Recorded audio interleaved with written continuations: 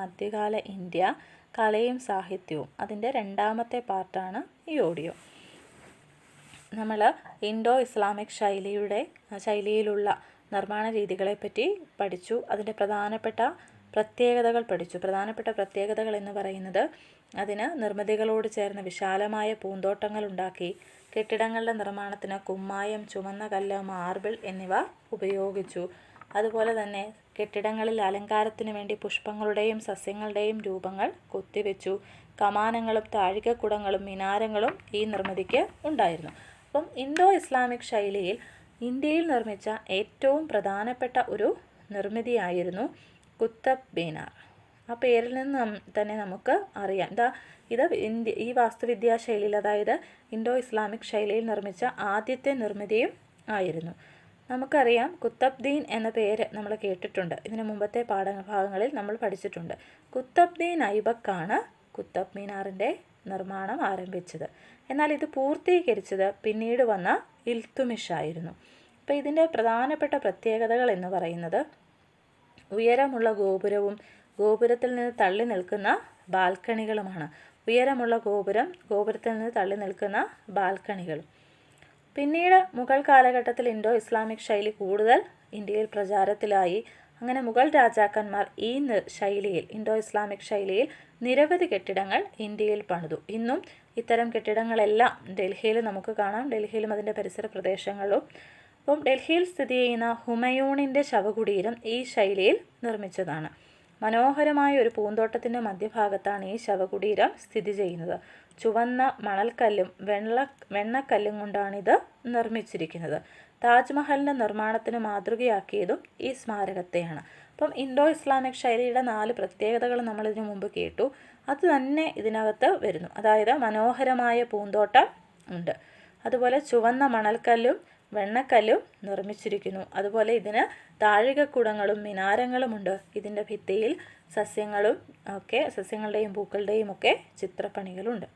ഇനി മുഗൾ ചക്രവർത്തിയായ ഷാജഹാൻ പത്നി മുംതാസ് മഹലിൻ്റെ ഓർമ്മയ്ക്കായി നിർമ്മിച്ച താജ്മഹൽ ഇൻഡോ ഇസ്ലാമിക് ശൈലിയുടെ ഏറ്റവും നല്ല ഉദാഹരണമാണ്.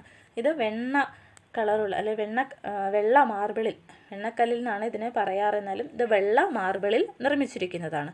അതുപോലെ തന്നെ ഡൽഹിയിലെ ചെങ്കോട്ടയും ഇൻഡോ ഇസ്ലാമിക് ശൈലിയിൽ നിർമ്മിച്ചതാണ്. പൂർണ്ണമായും ചുവന്ന മണൽക്കല്ലുകൾ കൊണ്ടാണ് ഇത് നിർമ്മിച്ചിരിക്കുന്നത്. അതുകൊണ്ട് തന്നെയാണ് അതിനെ ചെങ്കോട്ട എന്ന് വിളിക്കുന്നത്. അതുപോലെ ഇൻഡോ ഇസ്ലാമിക് ശൈലിയിലുള്ള മറ്റൊരു നിർമ്മിതിയാണ് ഡൽഹിയിലെ ജുമാ മസ്ജിദ്. ഇതുകൂടാതെ ധാരാളം കെട്ടിടങ്ങൾ ഈ ശൈലിയിൽ ഇന്ത്യയിൽ നിർമ്മിച്ചിരുന്നു.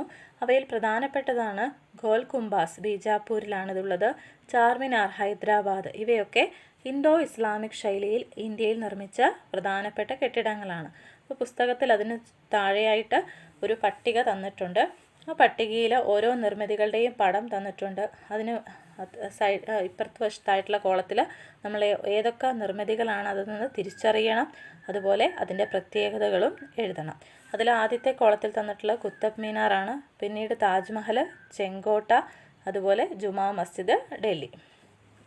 ഇനി ഈ സമയത്ത് തന്നെ ദക്ഷിണേന്ത്യയിൽ വിജയനഗര രാജാക്കന്മാർ നിർമ്മിച്ച പ്രധാനപ്പെട്ട 2 ക്ഷേത്രങ്ങളാണ് വിട്ടലസ്വാമി ക്ഷേത്രവും ഹസാരരാമ ക്ഷേത്രവും. അപ്പം ഈ മുഗൾ രാജാക്കന്മാർ അല്ലെങ്കിൽ സൽത്തനത്ത് ഭരണാധികാരികൾ ഡൽഹിയിൽ കെട്ടിടങ്ങൾ നിർമ്മിക്കുന്ന സമയത്ത് ദക്ഷിണേന്ത്യയിൽ വിജയനഗര രാജാക്കന്മാർ നിർമ്മിച്ച 2 ക്ഷേത്രങ്ങളാണ് വിട്ടലസ്വാമി ക്ഷേത്രവും ഹസാരരാമ സ്വാമി ക്ഷേത്രവും. അപ്പം ഇവയുടെ പ്രത്യേകത എന്ന് പറയുന്നത് പാറകൾ ചെത്തിമിനുക്കി നിർമ്മിച്ച ബഹുനില ക്ഷേത്രങ്ങളാണ്. ഇവ പാറകളിൽ തന്നെയാണ് നിർമ്മിച്ചിരിക്കുന്നത്, അല്ലാതെ മണൽക്കല്ലുകളോ മാർബിളോ ഒന്നും ഉപയോഗിച്ചിട്ടില്ല. ക്ഷേത്രങ്ങളോട് ചേർന്ന് മണ്ഡപങ്ങൾ നിർമ്മിച്ചു. അതുപോലെ അലങ്കാരപ്പണികളുള്ള തൂണുകൾ നിർമ്മിച്ചു. ക്ഷേത്രങ്ങൾ വിപുലപ്പെടുത്തി. അതായത് വലിയൊരു ഏരിയയിലാണ് ഈ ക്ഷേത്രങ്ങൾ സ്ഥിതി ചെയ്യുന്നത്. അതിനുശേഷം ഇന്ത്യയിൽ നിലവിൽ വന്ന പുതിയൊരു വാസ്തുവിദ്യാ ശൈലിയായിരുന്നു ഗോത്തിക് ശൈലി. ഇതും പരീക്ഷയ്ക്ക് എപ്പോഴും ചോദിക്കുന്നതാണ് ഗോത്തിക് ശൈലി. ഗോത്തിക് ശൈലി എന്ന് പറയുന്നത് പോർച്ചുഗീസുകാരാണ് ഇന്ത്യയിൽ കൊണ്ടുവന്നത്. ഇൻഡോ ഇസ്ലാമിക് ശൈലി സൽത്തനത്ത് ഭരണാധികാരികളാണെങ്കിൽ ഗോത്തിക് ശൈലി കൊണ്ടുവന്നത് പോർച്ചുഗീസുകാരായിരുന്നു. അപ്പോൾ ഇതിൻ്റെ പ്രധാനപ്പെട്ട പ്രത്യേകത എന്ന് പറയുന്നത് കൂർത്ത ഗോപുരങ്ങളും കമാനങ്ങളും. അപ്പോൾ ഇതിലെ പ്രധാനപ്പെട്ട 2 നിർമ്മിതിയാണ് കൊച്ചിയിലെ സെയിൻറ്റ് ഫ്രാൻസിസ് പള്ളിയും ഗോവയിലെ ബോം ജീസസ് പള്ളിയും. ഇവ ഗോത്തിക് ശൈലിയിൽ നിർമ്മിച്ചിട്ടുള്ളവയാണ്. ഗോത്തിക് ശൈലി കൊണ്ടുവന്നത് പോർച്ചുഗീസുകാരാണ്. അവയുടെ പ്രത്യേകത എന്ന് പറയുന്നത് കൂർത്ത ഗോപുരങ്ങളും കമാനങ്ങളുമാണ്. പിന്നീട് നമ്മൾ കാണുന്നത് സംഗീതവും ചിത്രകലയുമാണ്. എങ്ങനെയാണ് മധ്യകാല ഇന്ത്യയിൽ സംഗീതവും ചിത്രകലയും വികാസം പ്രാപിച്ചതെന്നാണ്. അപ്പം കർണാടക സംഗീതത്തിലെ ഏറ്റവും പ്രധാനപ്പെട്ട ഒരു സംഗീതജ്ഞനായിരുന്നു പുരന്ദരദാസൻ. കർണാടക സംഗീതത്തിൻ്റെ ശ്രദ്ധേയനായ ഒരു ഗായകനായിരുന്നു പുരന്ദരദാസൻ. അതിനുശേഷം സൽത്തനത്ത് മുഗൾ കാലഘട്ടത്തിൽ പേർഷ്യൻ സംഗീതത്തിൻ്റെ സ്വാധീന ഫലമായി പുതിയൊരു സംഗീതശൈലി രൂപപ്പെട്ടു. ഇതാണ് ഹിന്ദുസ്ഥാനി സംഗീതം. എങ്ങനെയാണോ നമ്മുടെ നിർമ്മാണത്തിൽ ഇൻഡോ ഇസ്ലാമിക് ശൈലി കൊണ്ടുവന്നത്, അതുപോലെ തന്നെ നമ്മുടെ സംഗീതത്തിലും ഇസ്ലാമിക് ശൈലിയും ഇന്ത്യയിലെ ശൈലിയും കൂടിച്ചേർന്നുണ്ടായ സംഗീതമാണ് ഹിന്ദുസ്ഥാനി സംഗീതം. അതിൽ പ്രധാനപ്പെട്ട രണ്ടുപേരാണ് അമീർ ഖുസ്രു താൻസൻ. അമീർ ഖുസ്രുവും താൻസനും. ഖവാലി എന്ന സംഗീതവും ഇക്കാലത്ത് രൂപപ്പെട്ടു. അപ്പം ഖവാലി എന്ന് പറയുന്നത് സൂഫി വര്യന്മാർ എന്ന് പറയുന്ന ഇസ്ലാം മതത്തിൽ വിശ്വസിക്കുന്ന സന്യാസിമാരാണ്. അപ്പോൾ ആ സൂഫി വര്യന്മാർ താമസിച്ചിരുന്ന സ്ഥലങ്ങളിൽ രൂപപ്പെട്ട സംഗീത രൂപമാണ് ഖവാലി. ഇതിൻ്റെ ഭാഷ എന്ന് പറയുന്നത് ഉറുദു ആണ്. ഇനിയും സാഹിത്യം. മധ്യകാല ഇന്ത്യയിൽ പ്രധാനപ്പെട്ട രണ്ട് സാഹിത്യ രൂപങ്ങൾ വന്നു. ഒന്ന് ഭക്തി പ്രസ്ഥാനവും ഒന്ന് സൂഫി പ്രസ്ഥാനവും. ഭക്തി പ്രസ്ഥാനവും സൂഫി പ്രസ്ഥാനവും, ആ പേരിൽ നിന്ന് തന്നെ നമുക്കറിയാം, ദൈവത്തോടുള്ള സ്നേഹവും ഭക്തിയും അടിസ്ഥാനമാക്കിയാണ് ഭക്തി പ്രസ്ഥാനം എന്ന് ഇത് വന്നത്. അതിനകത്ത് പ്രധാനപ്പെട്ട ഈ ഭക്തി പ്രസ്ഥാനത്തിൻ്റെ പ്രധാന ആശയവാഹകരായിരുന്നു ഗുരുനാനാക്ക്, കബീർ ദാസ്, തുളസിദാസ്, സൂർദാസ്, തുക്കാറാം, മീരാഭായ്, ചൈതന്യ എന്നിവർ. സൂഫി പ്രസ്ഥാനം ആഡംബര ജീവിതത്തെ എതിർക്കുകയും ആത്മീയ ജീവിതത്തിന് പ്രാധാന്യം നൽകുകയും ചെയ്ത സന്യാസിമാർ കൊണ്ടുവന്നതാണ്. അപ്പം സൂഫ് എന്ന അറബിൽ വാക്കിൽ നിന്നാണ് സൂഫിസം ഉണ്ടായത്. അതിലത്തെ പ്രധാനപ്പെട്ട രണ്ടുപേരായിരുന്നു ഖ്വാജ മൊയിനുദ്ദീൻ ചിസ്തി, നിസാമുദ്ദീൻ ഔലിയ. ഇവർ രണ്ടുപേരും സൂഫി പ്രസ്ഥാനത്തിലെ പ്രധാനപ്പെട്ട രണ്ട് ആൾക്കാരായിരുന്നു.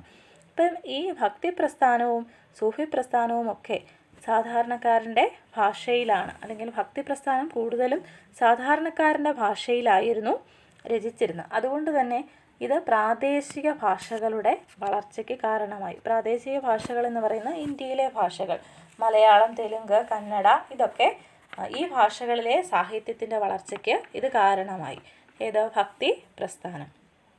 അങ്ങനെ മധ്യകാലഘട്ടത്തിൽ പിന്നീട് ഉണ്ടായ സാഹിത്യത്തിനുള്ള പ്രധാന വളർച്ച എന്ന് പറയുന്നത് നിരവധി കൃതികൾ പേർഷ്യൻ ഭാഷയിലേക്ക് തർജ്ജമ ചെയ്തു. അതായത് ഇന്ത്യയിൽ എഴുതപ്പെട്ട പ്രധാനപ്പെട്ട ഭക്തി രീതിയിലുള്ള അല്ലെങ്കിൽ ഭക്തി പ്രസ്ഥാനത്തെ ആസ്പദമാക്കിയുള്ള കൃതികളൊക്കെ പേർഷ്യൻ ഭാഷയിലേക്ക് മുഗൾ ചക്രവർത്തിമാരുടെ കാലത്ത് തർജ്ജമ ചെയ്തു.